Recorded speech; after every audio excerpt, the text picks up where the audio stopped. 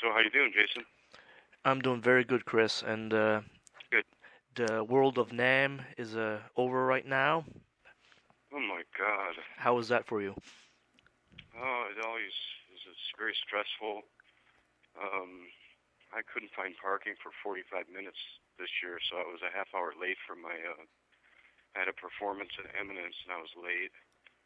So when me and Robertino Pagliari, my bass player, when we went to Yamaha, I told him next year I'm just going to rent a room and bring my wife and daughter down, and they can go to Disneyland and have fun. And then he said, I just talked to Mike Landau, and that's what they did this year. They just got a room over at Disneyland and stayed down there. Would make it a lot easier.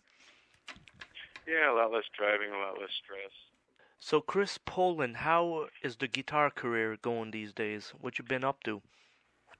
Oh man, I've been kind of doing a lot. I have just did some shows with Frank Catalano in this project called Polecat,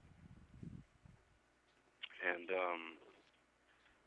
that's going really good. It's Frank's played with a lot of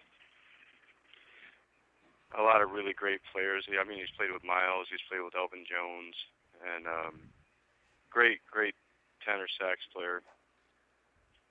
And we did the Baked Potato out here. We did Alva's. We did Salvador's Jazz Suite, and NAM. Mm-hmm. And so that's something I got going. And then also the OHMphrey record is all set to come out soon too. The record we did with Jake, Joel, and Chris from Humphreys, McGee, me and Peg. So that sounds like you're keeping really busy on the guitar part of things. Are you studying a lot of it? Keeping up to date. How is that coming along? Well, actually, Frank Catalano is actually kind of I'm being pushed a little bit into getting my jazz chops together really fast. At the Baked Potato, we had Brian Bromberg came down and sat in with us, and we did Impressions by John Coltrane. And I think I've only played that song like 5 times, so it was really exciting to have Sean Smith on bass with Brian Bromberg, and then doing Impressions with Frank on sax was just insane. It was so I'm kind of getting my my jazz chops I had it like I'm kind of getting pushed into it, so I'm learning as fast as I can. So like this, do you put up much hours and effort into this, or is it coming pretty natural for you? Well, as far as lead playing, I feel pretty comfortable playing almost anything, but it's the chording that's very hard in jazz, and it's hard to not sound mundane and pedestrian, so I'm trying to figure out chords that work, that sound, like they should sound in that format, but I also want to sound like myself, so I don't know. It's a learning experience, It's like it never ends, so. And Chris, what are you endorsing now, like in instruments and amplifiers? I really don't endorse anybody right now. I mean, I was endorsed by Reinhold Wagner for a long time, but I kind of put the fish down for a little while, and I'm using an old IE4 Egnator red face preamp, and I really don't endorse any power amps. Right now I'm using an Engel 920 2x100 EL34 power amp for ohm, and then for Polecat I use a Mesa Boogie 295. And that seems to work out really good for that band. But as far as endorsements, I have Yamaha and Mogami Cable and Ernie Ball, and of course Eminence. Actually Eminence probably helped me. Eminence and Mogami have really helped me get my tone together. Of course, Yamaha guitars don't hurt, but but the Eminence speakers have really helped me a lot. Chris, would you say the speaker on the level of importance compared to the amp makes a big difference, like the cabinets and the speakers and stuff like that? Well, there's all these cabinets that, these ported cabinets and all this crap. And it turns out for me, the ported stuff doesn't work because it adds all this low end and then it masks the high end, and then you got to turn the high end up. Then you put a mic on it and you think it sounds fine until you mix it.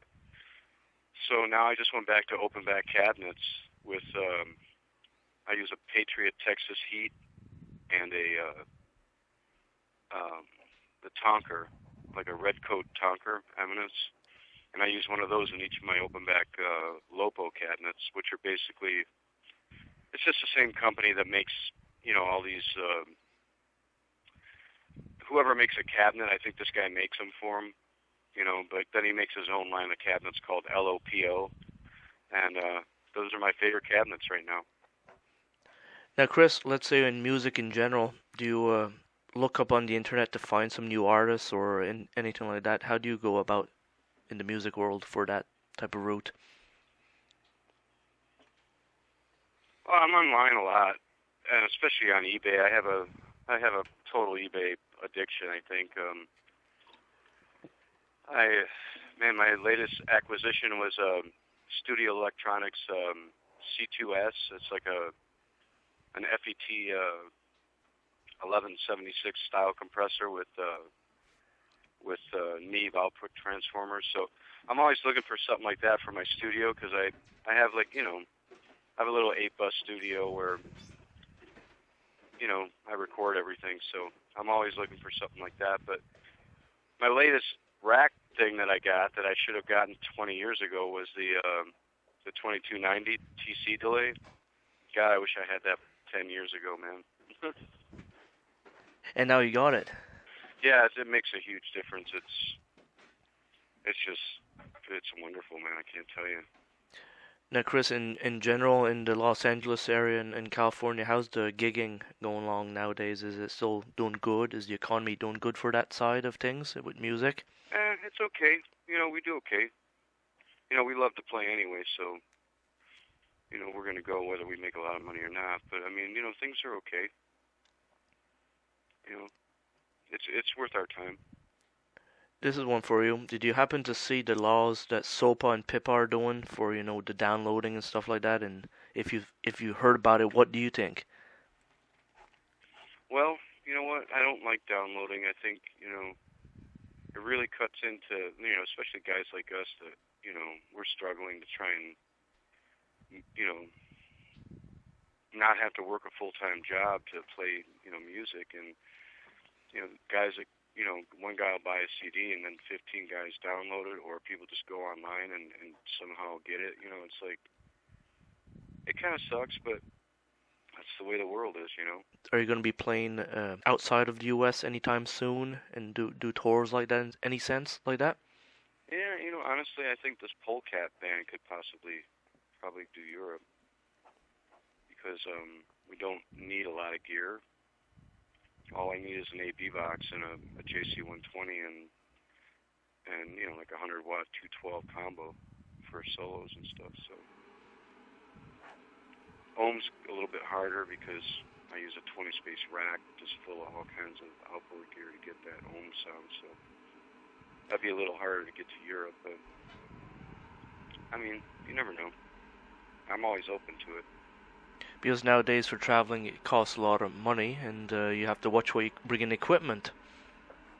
Yeah, I see these guys. I see Scott Henderson and Holdsworth and Frank Mbali, and they've got it down, man. They can go to Europe and take, like a 2-space rack and pull it off, and that's where I'm trying to get myself there. And who did you meet interesting this year at NAMM? Oh, man, I met, I can't remember the guy's name, but Thomas Lieb is a acoustic guitar player that does percussion, melody, and chording at the same time. And I met a Yamaha artist. I think his name was Don. I can't remember. Don Feldman? No, that's not it. Honestly, I can't remember his name because I was so tired from those shows we were doing that I was just asleep at NAMM. I was just like, doing my signings and stuff, and just, oh man. But very interesting guy. I gave him my number, and I'd like to have him open for us because he knows Thomas, and he said he's in the same league as Thomas, but more aggressive, and so I'd love to have him open for our band because we love to have openers like that are different than what we're playing, but still very interesting and artistic and different. Do you keep in touch with Megadeth at all? You know what? I don't speak to Dave a lot. I think Dave's still upset with me about some stuff. But honestly, that wasn't my fault. But I did just speak to Dave Ellison a couple weeks ago. So yeah, a little bit here and there. I actually the new lead guitar player was at one of our Baked Potato shows about a month ago. So that was pretty fun. I didn't even know that he was there until we took our first break from the first set, and he came out back, and I was like, hey, man, what are you doing here? But speaking of that, I did actually Jeff Loomis used to play in Nevermore with that guy, and Jeff Loomis actually asked me to play on his solo CD, and it was really cool, really great track. I love when I get a good track like that to play too. You must be keeping busy also recording for other people. Yeah, I am. I have three solos that are coming up this week, or next week. What am I talking about? Which is fun for me because I love the studio. I mean, I like live too because it's all free and you just do whatever you want. But I'm more a studio guy. Well, Chris, I really appreciate you taking the time to talk to us tonight or today for you, and hope everything goes great in 2012. Well, anyway, thanks, man. You're welcome. I'm glad we got to talk. Sure, man. Just give me a call anytime, Jason. All right. Well, you have a good evening there. All right, you too. Bye-bye.